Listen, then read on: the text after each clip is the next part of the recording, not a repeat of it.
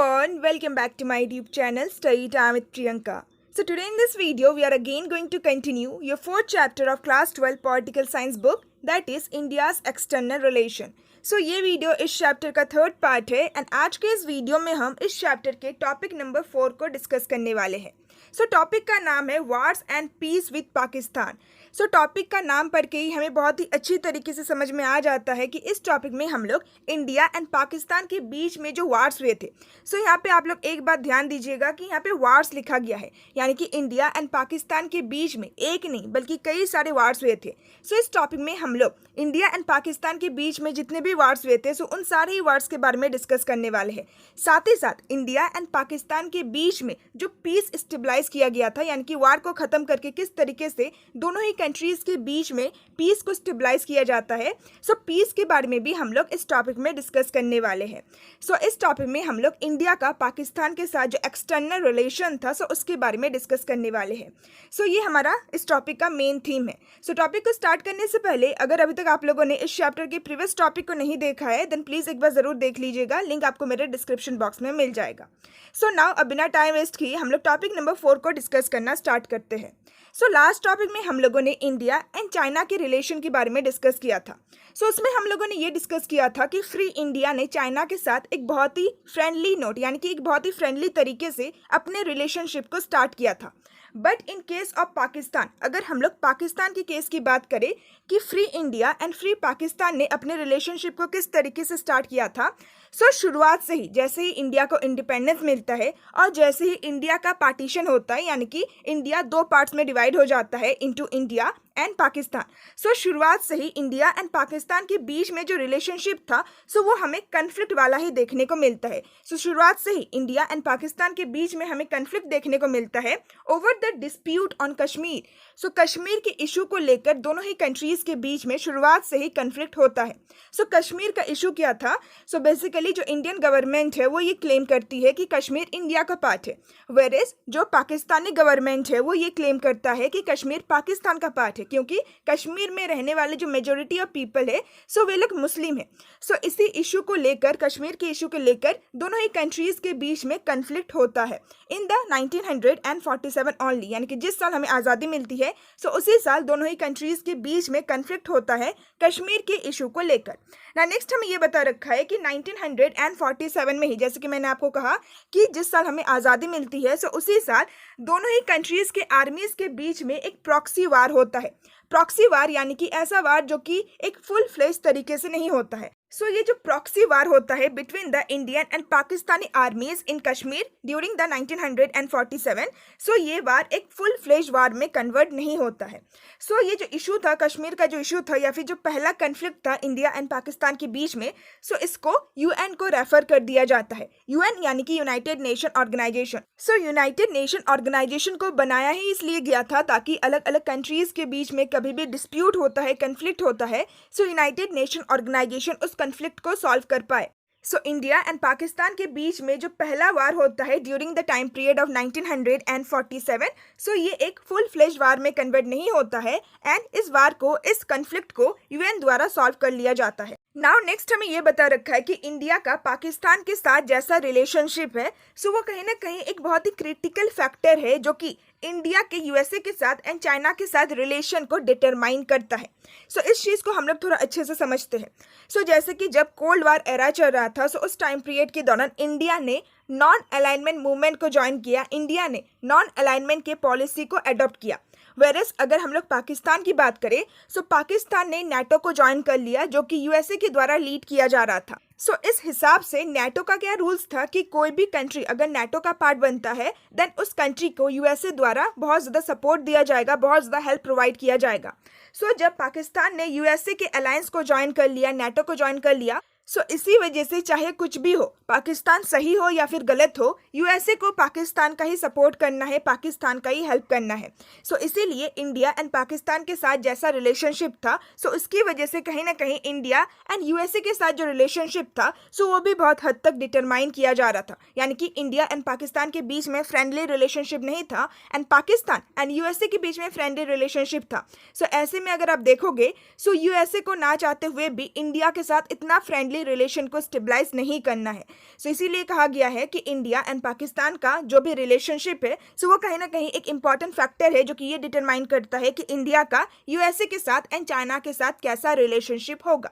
So India and Pakistan के बीच में जो पहला प्रॉक्सी वार हुआ था during the time period of 1947 in Kashmir, so इस चीज़ को एक बार हम लोग कश्मीर के मैप के थ्रू भी समझ लेते हैं एंड यूएन ने किस तरीके से इस इशू को रिजॉल्व किया, सो इस चीज़ को भी एक बार हम लोग मैप के थ्रू समझ लेते हैं।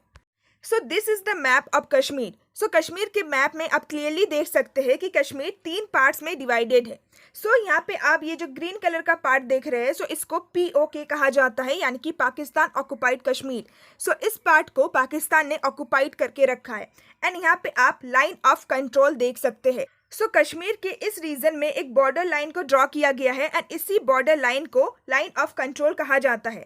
सो लाइन ऑफ कंट्रोल के वेस्टर्न साइड में जो कश्मीर का हिस्सा है, जो कश्मीर का पार्ट है, सो उस पार्ट को पाकिस्तान ने ऑक्युपाइड करके रखा है, पाकिस्तान उस पार्ट को कंट्रोल करता है एंड लाइन ऑफ कंट्रोल का जो ईस्टर्न पार्ट है सो ईस्टर्न पार्ट को इंडियन गवर्नमेंट कंट्रोल करता है।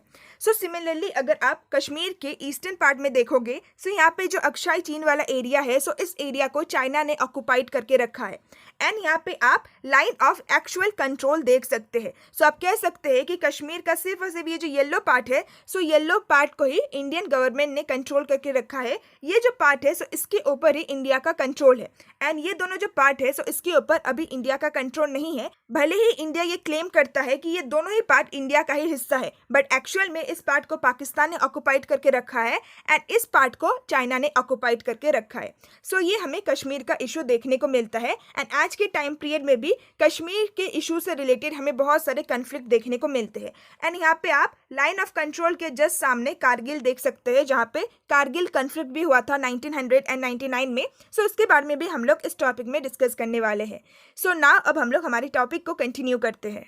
ना नेक्स्ट हमें इंडिया एंड पाकिस्तान के बीच के कॉपरेशन के बारे में बता रखा है। सो ये जो कश्मीर कन्फ्लिक्ट हुआ था 1947 में between the Indian and Pakistani armies in Kashmir, so इस वजह से Indian government and Pakistan government के बीच में जो कॉपरेशन था सो वो प्रिवेंट नहीं होता है, यानी कि वो नहीं रुकता है। सो किस किस तरीके का कॉपरेशन हमें देखने को मिलता है दोनों गवर्नमेंट के बीच में। सो दोनों ही गवर्नमेंट एक साथ वर्क करता है to restore the women abducted during the partition to their original families. So partition वाले टॉपिक में हम लोगों ने डिस्कस किया था फर्स्ट चैप्टर में कि पार्टीशन के दौरान ऐसे बहुत सारे वुमेन्स थे जिनको किडनैप किया जाता है। सो 1947 में जो पार्टीशन का इशू था सो जब वो रिजॉल्व हो जाता है सो उसके बाद दोनों ही कंट्रीज के गवर्नमेंट ये ट्राई करती है कि जिन सारे वेमेन को किडनैप किया गया है सो उन सारे वेमेन को सेफली उनके ओरिजिनल फैमिलीज में पहुंचाए। सो इस चीज़ में हमें दोनों ही कंट्रीज के बीच में कॉपरेशन देखने को मिलता है। ना नेक्स्ट हमें कौन से टाइप का कॉपरेशन देखने को मिलता है, सो वो हमें देखने को मिलता है about the sharing of river water. So India and Pakistan के बीच में एक लॉन्ग टर्म कन्फ्लिक्ट था about the sharing of river waters. So river waters को किस तरीके से शेयर करना है, सो इस इशू को लेकर दोनों ही कंट्रीज के बीच में हमें डिस्प्यूट देखने को मिलता है। सो इस डिस्प्यूट को, इस कन्फ्लिक्ट को वर्ल्ड बैंक द्वारा सॉल्व किया जाता है। सो जैसे कि आप देख सकते हैं मैप में कि इंडिया एंड पाकिस्तान के बीच में आपको कई सारे रिवर्स देखने को मिलेंगे। सो भले ही आप लैंड को डिवाइड कर सकते हैं, बट आप रिवर्स को किस तरीके से डिवाइड करेंगे। सो रिवर वाटर शेयरिंग से रिलेटेड हमें दोनों ही कंट्रीज के बीच में डिस्प्यूट देखने को मिलता है, बट वर्ल्ड बैंक के द्वारा इस डिस्प्यूट को सॉल्व कर दिया जाता है। नेक्स्ट हमें इंडस वाटर ट्रीटी के बारे में बता रखा है। सो 1960 में इंडिया के जो प्राइम मिनिस्टर थे जवाहरलाल नेहरू एंड पाकिस्तान के जो प्राइम मिनिस्टर थे जनरल आयुब खान, सो दोनों ही कंट्रीज के प्राइम मिनिस्टर के द्वारा इंडस वाटर ट्रीटी को साइन किया जाता है। सो इसके थ्रू जो इंडस रिवर है सो उसके वाटर को अच्छी तरीके से दोनों ही कंट्रीज के बीच में शेयर किया जाता है एंड इंडस वाटर शेयरिंग को लेकर जो डिस्प्यूट था उसको सॉल्व किया जाता है। सो इंडिया एंड पाकिस्तान के रिलेशन में हमें जितने भी अप्स एंड डाउन्स देखने को मिलते हैं, सो इन सारे ही अप्स एंड डाउन्स के बावजूद भी ये जो ट्रीटी है इंडस वाटर ट्रीटी, सो ये बहुत ही अच्छी तरीके से वर्क करता है। सो इस तरीके से हमें दोनों ही कंट्रीज के बीच में थोड़ा बहुत कॉपरेशन देखने को मिलता है। सो विद दिस हम लोगों ने पहले कन्फ्लिक्ट के बारे में डिस्कस कर लिया, साथ ही साथ पहले कन्फ्लिक्ट को किस तरीके से सॉल्व किया जाता है एंड दोनों ही कंट्रीज के बीच में कितना कुछ कॉपरेशन होता है। सो ये सब कुछ हम लोगों ने डिस्कस कर लिया। ना नेक्स्ट हमें आर्म्ड कन्फ्लिक्ट के बारे में बता रखा है इन 1965। सो 1965 में हमें दूसरा कन्फ्लिक्ट, दूसरा वार देखने को मिलता है बिटवीन पाकिस्तान एंड इंडिया। सो 1965 में हमें एक ज़्यादा सीरियस आर्म कन्फ्लिक्ट देखने को मिलता है। सो 1947 में जो प्रॉक्सी वार हुआ था सो वो इतना भी ज़्यादा सीरियस वार नहीं था, बट 1965 में जो आर्म कन्फ्लिक्ट हुआ था, जो वार हुआ था बिटवीन द टू कंट्रीज, सो ये एक बहुत ही सीरियस वार था। सो उस टाइम पीरियड के दौरान लाल बहादुर शास्त्री हमारे इंडिया के प्राइम मिनिस्टर थे सो अप्रैल 1965 में पाकिस्तान ने गुजरात में जो रन ऑफ कच्छ वाला एरिया है सो वहाँ पे आर्म्ड अटैक्स को लॉन्च कर दिया, यानी कि पाकिस्तान ने रन ऑफ कच्छ के एरिया में अटैक कर दिया। एंड फिर कुछ ही महीनों बाद यानी कि अगस्त एंड सितंबर के महीने में पाकिस्तान ने अगेन जम्मू एंड कश्मीर के ऊपर एक बड़ा अटैक किया। सो 1965 का जो वार था सो ये वार इंडिया के द्वारा स्टार्ट नहीं किया गया था बल्कि पाकिस्तान के द्वारा स्टार्ट किया गया था। सो अप्रैल महीने में 1965 में पाकिस्तान ने सबसे पहले रन ऑफ कच्छ के ऊपर अटैक किया एंड फिर कुछ ही महीनों बाद यानी कि अगस्त एंड सितंबर के महीनों में पाकिस्तान ने अगेन जम्मू एंड कश्मीर के ऊपर एक बहुत ही बड़ा अटैक किया। सो इस अटैक के दौरान, इस कन्फ्लिक्ट के दौरान पाकिस्तानी रूलर्स को ये लग रहा था कि कश्मीर में रहने वाले जो ज़्यादातर लोकल पॉपुलेशन है जो कि मुस्लिम है सो वे लोग पाकिस्तान को सपोर्ट करेगा, पाकिस्तानी आर्मी को सपोर्ट करेगा। बट ऐसा नहीं होता है। सो कश्मीर में रहने वाले कई सारे ऐसे मुस्लिम पीपल है, मुस्लिम लोकल पॉपुलेशन है जो कि ये चाहते हैं कि कश्मीर इंडिया का ही पार्ट रहे। सो इस वजह से हमें क्या देखने को मिलता है कि कश्मीर में रहने वाले जो लोकल पॉपुलेशन थे सो वे लोग पाकिस्तान का सपोर्ट नहीं करते हैं, पाकिस्तानी आर्मी का सपोर्ट नहीं करते हैं। सो ये तो हम लोगों ने डिस्कस किया कि 1965 के वार में पाकिस्तानी आर्मी ने इंडिया के किस किस पार्ट के ऊपर अटैक किया था। सो नाउ नेक्स्ट हमें इंडियन आर्मी के बारे में बता रखा है कि इसके अगेंस्ट में इंडियन आर्मी ने पाकिस्तान के कौन से एरिया में अटैक किया था। सो उस टाइम पीरियड के दौरान हमारे इंडिया के प्राइम मिनिस्टर थे Lal Bahadur Shastri. So in order to ease the pressure on the Kashmir front, यानी कि पाकिस्तानी आर्मी के द्वारा कश्मीर के ऊपर जो कब्जा किया गया था, कश्मीर के ऊपर जो अटैक किया गया था, सो उसको एज करने के लिए हमारे Indian prime minister Lal Bahadur Shastri ने ऑर्डर दिया था इंडियन ट्रूप्स को to launch a counter offensive on the Punjab border. So Lal Bahadur Shastri ने ये सोचा कि जब पाकिस्तानी आर्मी गुजरात एंड कश्मीर के ऊपर अटैक कर रहे हैं सो क्यों ना हम लोग पंजाब बॉर्डर से होते हुए पाकिस्तान के ऊपर एक काउंटर अटैक करें। सो लाल बहादुर शास्त्री ने ये डिसाइड किया कि हम लोग जम्मू एंड कश्मीर एंड गुजरात की तरफ से अटैक नहीं करेंगे बल्कि हम लोग पंजाब बॉर्डर से होते हुए पाकिस्तान के ऊपर एक काउंटर अटैक करेंगे। सो ये जो एक बैटल होता है जो कि बहुत ही भयानक होता है, सो इस बैटल में जो इंडियन आर्मी था सो वो लगभग लाहौर के बहुत ज्यादा करीब पहुंच जाता है। सो इस तरीके से पाकिस्तान को ये डर हो जाता है कि अगर हम लोग कश्मीर एंड गुजरात के ऊपर अपने अटैक को बंद नहीं करते हैं तो हो सकता है कि जो इंडियन आर्मी है सो वो लाहौर को कैप्चर कर ले। सो इस तरीके से लाल बहादुर शास्त्री ने उस टाइम पीरियड में एक बहुत ही अच्छा डिसीजन लिया था जिस कारण से पाकिस्तानी आर्मी बहुत हद तक डर जाते हैं कि कहीं इंडिया लाहौर को ना कैप्चर कर ले। सो विद दिस हम लोगों ने कन्फ्लिक्ट के बारे में डिस्कस कर लिया। ना नेक्स्ट हमें ये बता रखा है कि ये जो कन्फ्लिक्ट था, ये जो बैटल या फिर ये जो वार था सो ये किस तरीके से खत्म होता है। सो ये जो हॉस्टिलिटीज था सो ये खत्म होता है with the UN intervention. So again United Nation organisation ही इस कन्फ्लिक्ट को खत्म करता है। ये जो हॉस्टिलिटीज था between the Indian and Pakistani armies, so इस हॉस्टिलिटी को यूनाइटेड नेशन ऑर्गेनाइजेशन के द्वारा ही खत्म किया जाता है। एंड फिर बाद में उस टाइम पीरियड में इंडिया के जो प्राइम मिनिस्टर थे लाल बहादुर शास्त्री एंड पाकिस्तान के जो प्रेसिडेंट थे जिनका नाम था जनरल आयुब खान, सो दोनों ही कंट्रीज के prime minister and president Tashkent agreement को साइन करते हैं जो कि सोवियत यूनियन के द्वारा अरेंज किया गया था इन जनवरी 1966। सो तश्केंत एग्रीमेंट के द्वारा ये जो कन्फ्लिक्ट हुआ था, ये जो वार हुआ था 1965 में, सो इसको ऑफिशियली खत्म किया जाता है। एंड इसको तश्केंत एग्रीमेंट क्यों कहा जाता है? सो तश्केंत बेसिकली उज़्बेकिस्तान का कैपिटल है। सो दोनों ही कंट्रीज के लीडर उज़्बेकिस्तान जाते हैं एंड वहाँ पे तश्केंत में वो लोग इस एग्रीमेंट को साइन करते हैं। सो इसीलिए इस एग्रीमेंट को तश्केंत एग्रीमेंट कहा जाता है। सो जनवरी 1966 में ऑफिशियली इस वार को खत्म किया जाता है। ना नेक्स्ट हमें ये बता रखा है कि इस वार के कारण इंडिया को बहुत ही ज्यादा मिलिट्री लॉस होता है। सो 1962 में इंडिया एंड चाइना के बीच में वार हुआ था। सो उस वजह से इंडिया पहले से ही बहुत ही ज्यादा इफेक्टेड था एंड जब अगेन 1965 में इंडिया एंड पाकिस्तान के बीच में वार होता है सो उस वजह से इंडिया का बहुत ही ज्यादा मिलिट्री लॉस होता है। एंड 1965 के वार की वजह से इंडिया में ऑलरेडी जो डिफिकल्ट इकोनॉमिक सिचुएशन था सो वो और भी ज्यादा बढ़ जाता है। सो उस टाइम पीरियड के दौरान इतने डिफिकल्ट इकोनॉमिक सिचुएशन में भी इंडिया 1965 का वार जीत जाता है अगेंस्ट पाकिस्तान। सो ये एक बहुत ही बड़ी बात है। सो विद दिस हमारा ये टॉपिक कंप्लीट होता है। ना जो हमारा नेक्स्ट टॉपिक है वो है बांग्लादेश वार इन 1971। सो इस टॉपिक में हम लोग बांग्लादेश वार के बारे में डिस्कस करने वाले हैं जो कि 1971 में हुआ था। सो इस टॉपिक को डिस्कस करने से पहले एक बार आप लोग फर्स्ट चैप्टर में जो पार्टीशन वाला टॉपिक था सो उसको एक बार आप लोग याद कीजिए। सो उस टॉपिक में हम लोगों ने डिस्कस किया था कि जब इंडिया का पार्टीशन होता है एंड जब पाकिस्तान का क्रिएशन होता है सो उस टाइम पीरियड के दौरान एक नहीं बल्कि दो पाकिस्तान का क्रिएशन होता है, East Pakistan and West Pakistan. So basically जो ईस्ट पाकिस्तान है सो वही आज के टाइम पीरियड में बांग्लादेश है। सो ईस्ट पाकिस्तान किस तरीके से बांग्लादेश बनता है सो उसके बारे में ही हम लोग इस टॉपिक में डिस्कस करने वाले हैं। सो 1971 में अगेन इंडिया एंड पाकिस्तान के बीच में एक वार होता है एंड उसी वार का रिजल्ट निकलता है द क्रिएशन ऑफ बांग्लादेश। सो उसी के बारे में हम लोग इस टॉपिक में डिस्कस करने वाले हैं। So now let's get started. So सबसे पहले हमें इस टॉपिक में पाकिस्तान में जो पहला जनरल इलेक्शन होता है उसके बारे में बता रखा है। सो हमारे इंडिया में 1952 में ही पहला जनरल इलेक्शन होता है, बट पाकिस्तान में बहुत बाद में पहला जनरल इलेक्शन होता है।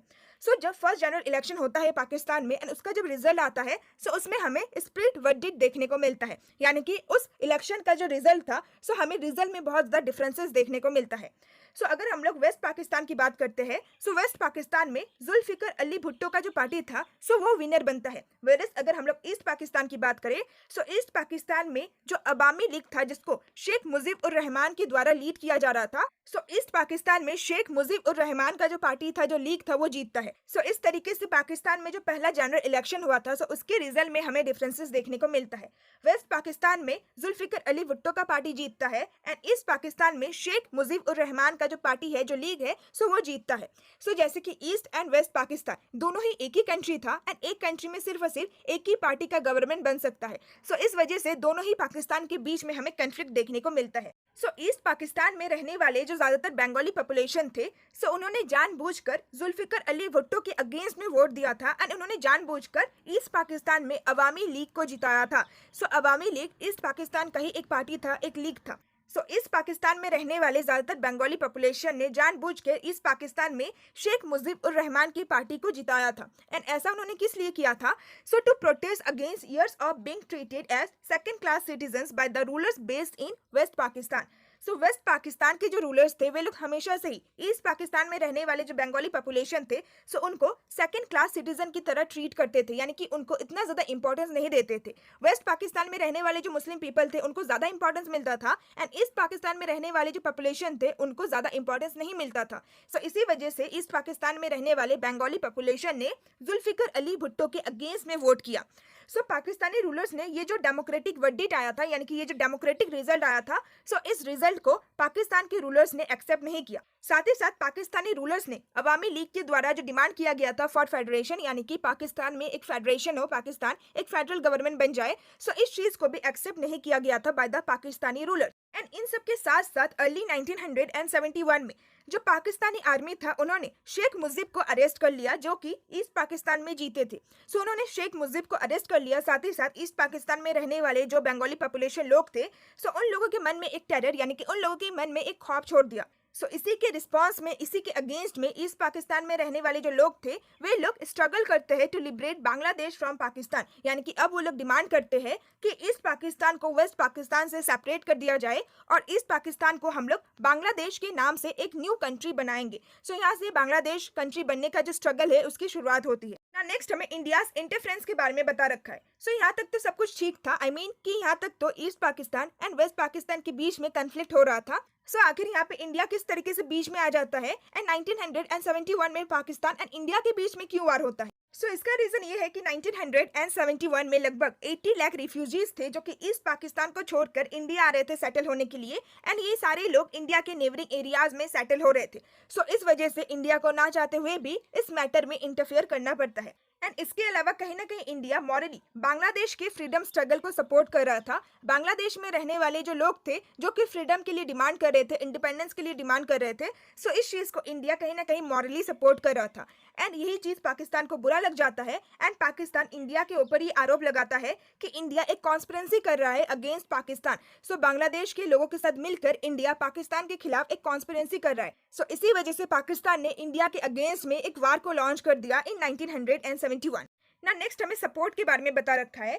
सो पाकिस्तान को यूएसए एंड चाइना दोनों ही सपोर्ट कर रहा था। यूएसए क्यों पाकिस्तान का सपोर्ट कर रहा था? क्योंकि पाकिस्तान नेटो का मेंबर था। एंड चाइना क्यों पाकिस्तान को सपोर्ट कर रहा था? क्योंकि 1962 के वार के बाद इंडिया एंड चाइना के बीच में जो रिलेशनशिप था, सो वो बहुत ही ज्यादा खराब हो चुका था। उस टाइम पीरियड के दौरान चाइना इंडिया का दुश्मन हुआ करता था। सो एक कहावत है कि दुश्मन का दुश्मन दोस्त होता है। सो इस टाइम पीरियड के दौरान चाइना इंडिया का दुश्मन था एंड पाकिस्तान भी इंडिया का दुश्मन था। सो इसी वजह से चाइना पाकिस्तान को सपोर्ट करता है। सो उस टाइम पीरियड के दौरान यूएस प्रेसिडेंट रिचर्ड निक्सन के एक एडवाइजर थे जिनका नाम था हेनरी किसिंजर। सो वो सीक्रेटली चाइना में विजिट करते हैं एंड उसके बाद वो पाकिस्तान में विजिट करते हैं इन जुलाई 1971। सो जब इंडिया को इस बात का पता लगता है, सो इंडिया को ये समझ में आ जाता है कि ये तीनों ही कंट्रीज, यानी कि यूएसए, पाकिस्तान एंड चाइना, सो ये तीनों ही कंट्रीज इंडिया के खिलाफ कुछ ना कुछ कॉन्स्पिरेंसी कर रहा है। So USA, Pakistan and China के एक्सेस को काउंटर करने के लिए इंडिया सोवियत यूनियन के साथ 20-ईयर treaty of peace and friendship को साइन करता है इन अगस्त 1971। यानी कि इंडिया सोवियत यूनियन के साथ 20 साल के लिए एक ट्रीटी को साइन करता है जिसमें ये लिखा गया है कि 20 साल के लिए इंडिया सोवियत यूनियन के साथ पीस एंड फ्रेंडशिप का रिलेशन स्टेबलाइज करेगा। यानी कि आप कह सकते हैं कि 20 साल के लिए इंडिया ने वार्सो पैक्ट को ज्वाइन कर लिया था एंड ये अगस्त 1971 में इंडिया साइन करता है। एंड ये इंडिया साइन क्यों करता है? क्योंकि उस टाइम पीरियड के दौरान यूएसए, पाकिस्तान एंड चाइना तीनों ही एक साथ मिल गया था एंड अगर तीनों मिलके इंडिया के ऊपर अटैक करता है सो इंडिया के लिए ये बहुत ही ज्यादा मुश्किल होता कि इंडिया ऐसे सिचुएशन से बाहर निकल पाए। सो जैसे कि इंडिया ने नॉन अलाइनमेंट की पॉलिसी को अडॉप्ट किया था, इंडिया दोनों में से किसी भी ब्लॉक का पार्ट नहीं था। सो अगर यूएसए इंडिया के ऊपर अटैक भी करता है देन सोवियत यूनियन इंडिया का हेल्प नहीं करेगा क्योंकि इंडिया ने सोवियत यूनियन के अलायंस को ज्वाइन नहीं किया था। सो इसी वजह से इंडिया सोवियत यूनियन के साथ 20 इयर्स का पीस एंड फ्रेंडशिप वाला ट्रीटी साइन करता है। यानी कि आप कह सकते हैं कि 20 ईयर के लिए इंडिया ने वार्सो पैक्ट को ज्वाइन कर लिया था। सो इस ट्रीटी के बाद अगर यूएसए इंडिया के ऊपर अटैक करता है सो सोवियत यूनियन इंडिया को सपोर्ट करेगा, इंडिया की मदद करेगा। सो इस तरीके से इंडिया ने अपने आप को बचाने के लिए सोवियत यूनियन के साथ एक फ्रेंडशिप का ट्रीटी साइन कर लिया था 20 ईयर्स के लिए। ना नेक्स्ट हमें इंडिया पाकिस्तान वार के बारे में बता रखा है इन 1971। सो जैसे कि इंडिया ने शक किया था कि पाकिस्तान इंडिया के ऊपर अटैक करेगा, सो फाइनली 1971 में पाकिस्तान के द्वारा इंडिया के ऊपर अटैक कर दिया जाता है। So after months of diplomatic tension and military buildup, यानी कि कुछ महीनों तक डिप्लोमेटिक टेंशन रहता है दोनों ही कंट्रीज के बीच में, दोनों ही कंट्रीज अपने अपने मिलिट्री को बिल्डअप करता है एंड फाइनली दिसंबर 1971 में दोनों ही कंट्रीज के बीच में हमें एक फुल स्केल वार देखने को मिलता है। सो इस वार में पाकिस्तानी एयरक्राफ्ट पंजाब एंड राजस्थान के ऊपर अटैक करता है and Pakistani army Jammu and Kashmir के ऊपर अटैक करता है। सो इस अटैक के अगेंस्ट में इंडिया क्या करता है? सो इंडिया भी इस अटैक के अगेंस्ट में पलटवार करता है, इंडिया भी काउंटर अटैक करता है। सो इंडिया का जो एयरफोर्स, नेवी एंड जो आर्मी था, यानी कि इंडिया का जो मिलिट्री ग्रुप था, सो वो वेस्टर्न एंड ईस्टर्न फ्रंट में पाकिस्तान के ऊपर अटैक करता है। यानी कि वेस्ट पाकिस्तान में भी इंडिया अटैक करता है, साथ ही साथ ईस्ट पाकिस्तान में भी इंडिया अटैक करता है। सो ईस्ट पाकिस्तान में रहने वाले जो लोग थे, जो कि आज के टाइम पीरियड में बांग्लादेश है, सो ईस्ट पाकिस्तान में रहने वाले जो लोकल पॉपुलेशन थे, सो वो लोग इंडियन आर्मी को वेलकम कर रहे थे एंड इंडियन आर्मी को सपोर्ट कर रहे थे। सो इस वजह से इंडियन आर्मी को ईस्ट पाकिस्तान में बहुत ज़्यादा प्रोग्रेस मिलता है। सो सिर्फ और सिर्फ 10 दिनों में ही इंडियन आर्मी ने, जो आज के टाइम पीरियड में बांग्लादेश का कैपिटल है ढाका, सो तीनों ही साइड से इंडियन आर्मी ने ढाका को सराउंडर कर दिया था, यानी कि ढाका को घेर लिया था एंड लगभग 90,000 जो पाकिस्तानी आर्मी थे, सो वो इंडियन आर्मी के सामने सरेंडर करता है। एंड इस टाइम पीरियड के दौरान इंदिरा गांधी हमारी कंट्री की प्राइम मिनिस्टर थी। ना नेक्स्ट हमें बता रखा है about the end of the war. So ये जो वार था 1971 का, सो ये वार किस तरीके से खत्म होता है? So with Bangladesh as a free country. So इस वार की वजह से बांग्लादेश एक फ्री कंट्री बन जाता है, बांग्लादेश को फ्रीडम मिल जाता है फ्रॉम वेस्ट पाकिस्तान। सो जैसे ही बांग्लादेश को फ्रीडम मिलता है, so India declared a unilateral cease fire, यानी कि इंडिया अपनी तरफ से सीज फायर को डिक्लेयर कर देता है, यानी कि इस वार को खत्म कर देता है। एंड फिर बाद में दोनों ही कंट्री के लीडर्स के द्वारा सिमला एग्रीमेंट के ऊपर साइन किया जाता है। सो इंडिया की जो प्राइम मिनिस्टर थी उस टाइम पीरियड के दौरान, that is Indira Gandhi, and उस टाइम पीरियड के दौरान पाकिस्तान के जो प्रेसिडेंट थे जिनका नाम था जुल्फिकर अली भुट्टो, सो दोनों ही कंट्रीज के लीडर्स 3 जुलाई 1972 में सिमला एग्रीमेंट के ऊपर साइन करते हैं, जिसके द्वारा ये जो वार था इसको ऑफिशियली खत्म किया जाता है और दोनों ही कंट्रीज के बीच में पीस को स्टेबलाइज किया जाता है। ना नेक्स्ट हमें ये बता रखा है कि 1971 के वार में इंडिया को जो एक डिसिसिव विक्ट्री मिलती है, एक जो जीत मिलती है, so this led to our national jubilation, यानी कि इसकी वजह से पूरे नेशन में बहुत ही अच्छी तरीके से सेलिब्रेशन किया जाता है। सो इंडिया में ऐसे बहुत सारे लोग थे जो कि इस मूवमेंट को ग्लोरी का मूवमेंट कह रहे थे। साथ ही साथ ये कहीं ना कहीं एक क्लियर साइन है जिसके द्वारा हमें ये पता चलता है कि इंडिया का जो मिलिट्री पावर है सो वो ग्रो कर रहा है, क्योंकि 1971 के वार में इंडिया ने बहुत ही अच्छी तरीके से पाकिस्तान को डिफीट किया था। And as we have discuss कि उस टाइम पीरियड के दौरान इंडिया की जो प्राइम मिनिस्टर थी वो थी इंदिरा गांधी। सो 1971 में हमारे इंडिया में लोकसभा इलेक्शन हुए थे। सो इंदिरा गांधी ऑलरेडी लोकसभा के इलेक्शन में जीत गई थी, बट इस वार के बाद इंदिरा गांधी की जो हमारी कंट्री में पॉपुलैरिटी था सो वो बहुत ही ज्यादा बढ़ जाता है। सो इस वार के बाद हमारी कंट्री के कई सारे स्टेट में असेंबली इलेक्शन को कंडक्ट किया जाता है। सो उन सारी असेंबली इलेक्शन में कांग्रेस पार्टी ज्यादातर मेजोरिटी ऑफ सीट्स के साथ जीत जाती है। सो इसका हमें कहीं ना कहीं एक पॉजिटिव इफेक्ट देखने को मिलता है कांग्रेस पार्टी में। ना नेक्स्ट हमें हमें वार के इफेक्ट के बारे में बता रखा है। सो इंडिया, जैसे कि इंडिया के पास बहुत ही ज़्यादा लिमिटेड रिसोर्सेज था, सो इतने सारे लिमिटेड रिसोर्सेज के साथ ही इंडिया ने अपने डेवलपमेंट प्लानिंग की शुरुआत की थी। सो हम लोगों ने थर्ड चैप्टर में डिस्कस किया था about the 5 year plan. So India ने 5 ईयर प्लान का जो पॉलिसी था सो उसको इनिशिएट किया था। बट जब पाकिस्तान के साथ कन्फ्लिक्ट हुआ, सो ये जो 5 ईयर प्लान था सो ये कहीं ना कहीं बहुत हद तक डिस्टर्ब हो गया। ना यहाँ पे हमें दो इंपॉर्टेंट पॉइंट बता रखा है जो कि आपके मल्टीपल चॉइस क्वेश्चन के लिए बहुत ही ज्यादा इंपॉर्टेंट है। सो नवंबर 1962 में इंडिया में डिपार्टमेंट ऑफ डिफेंस प्रोडक्शन को स्टेबलाइज किया गया था एंड नवंबर 1965 में डिपार्टमेंट ऑफ डिफेंस सप्लाईज को स्टेबलाइज किया गया था। सो हमारी कंट्री में जो थर्ड 5 ईयर प्लान था जो कि 1961 से लेकर 1966 के बीच में होता है, सो ये कहीं ना कहीं अफेक्टेड हो जाता है जब चाइना एंड इंडिया के साथ वार होता है 1962 में, साथ ही साथ जब इंडिया एंड पाकिस्तान के साथ वार होता है 1965 में। सो इन दोनों ही वार्स की वजह से जो थर्ड 5 ईयर प्लान था सो वो कहीं ना कहीं इफेक्टेड होता है एंड इसके बाद जो फोर्थ 5 ईयर प्लान था उसको बाद में लॉन्च किया जाता है। सो बीच में हमें 3 एनुअल प्लान्स देखने को मिलते हैं। एनुअल प्लान्स यानी कि पूरे साल भर का प्लानिंग किया जाता है। सो जैसे कि 5 ईयर प्लान में 5 सालों के लिए प्लानिंग किया जा रहा था डेवलपमेंट के लिए, बट थर्ड 5 ईयर प्लान के बाद फोर्थ 5 ईयर प्लान को 1969 में स्टार्ट किया जाता है, इनिशिएट किया जाता है। सो इसके बीच में हमें 3 एनुअल प्लान्स देखने को मिलते हैं। And now at the last line हमें ये बता रखा है कि इन सारे वार्स की वजह से, यानी कि चाइना के साथ वार होता है, फिर पाकिस्तान के साथ एक नहीं बल्कि 3 बार वार्स होता है। सो इन सारे वार्स की वजह से इंडिया का जो डिफेंस एक्सपेंडिचर था, जो खर्चा था, सो वो बहुत ही ज्यादा इंक्रीज हो जाता है। सो विद दिस हमारा ये टॉपिक कंप्लीट होता है। सो नाउ नेक्स्ट हमें कारगिल कन्फ्रंटेशन के बारे में बता रखा है। सो 1999 में कारगिल वार भी होता है। सो इस टॉपिक में हमें कारगिल कन्फ्रंटेशन के बारे में भी थोड़ा बहुत बता रखा है। सो जैसे कि हम लोग इंडिया एंड पाकिस्तान के बीच में सारे ही वार्स को डिस्कस कर ही रहे हैं। सो 1999 में जो कारगिल कन्फ्रंटेशन हुआ था, जो कारगिल कन्फ्लिक्ट हुआ था बिटवीन इंडिया एंड पाकिस्तान, सो इसके बारे में भी हम लोग इस टॉपिक में डिस्कस कर लेते हैं। So in the early part of 1999, so 1999 के शुरुआती टाइम पीरियड के दौरान LOC यानी कि लाइन ऑफ कंट्रोल के इंडियन साइड में कुछ ऐसे पॉइंट्स थे, कुछ ऐसे एरियाज थे जैसे कि मशको, द्रास, कक्सर एंड बताली। सो ये सारे जो एरियाज थे, इन सारे एरियाज को कुछ फोर्सेस के द्वारा ऑक्युपाइड कर लिया गया था, जो फोर्सेस अपने आप को मुजाहिदीन कहते थे। सो आप सिंपली कह सकते हैं कि मुजाहिदीन एक टेररिस्ट ग्रुप था। सो इस टेररिस्ट ग्रुप के जो फोर्सेस थे उन्होंने LOC यानी कि लाइन ऑफ कंट्रोल के इंडियन साइड में ये सारे जो एरियाज थे, सो इन सारे एरियाज को कंट्रोल कर लिया था। सो इस टाइम पीरियड के दौरान इंडियन गवर्नमेंट को ये लगा कि हो ना हो इन सारे फोर्सेस को पाकिस्तानी आर्मी द्वारा सपोर्ट किया जा रहा है, इसमें पाकिस्तान का भी इन्वॉल्वमेंट है। एंड इसके बाद Indian forces started reacting to this occupation. So ये जो कंट्रोल किया गया था इन सारे एरियाज के ऊपर, सो इसके अगेंस्ट में इंडियन फोर्सेस फिर रिएक्ट करती है।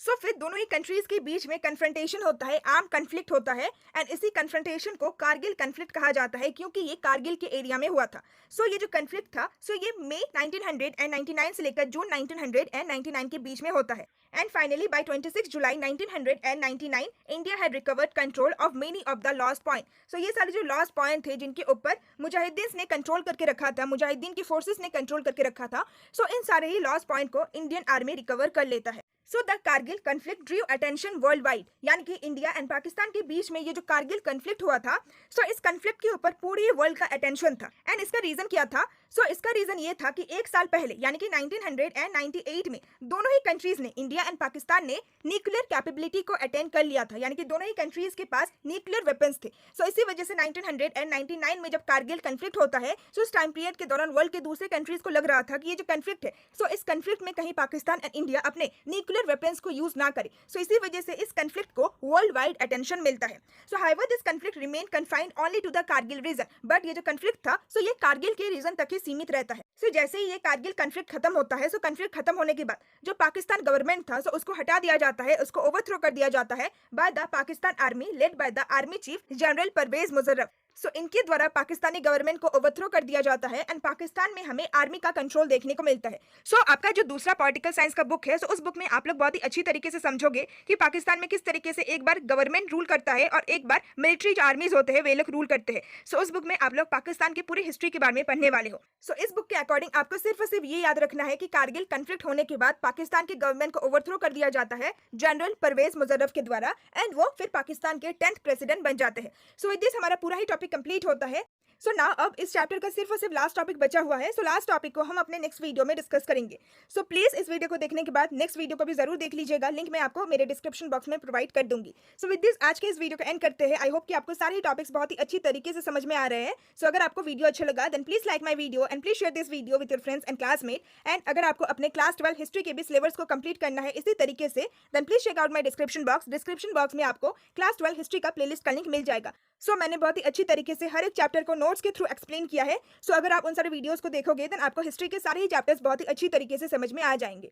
सो विद दिस आज के इस वीडियो को एंड करते हैं। So now see all soon in my next video. Till then bye bye and stay tuned my channel and thanks for watching my video.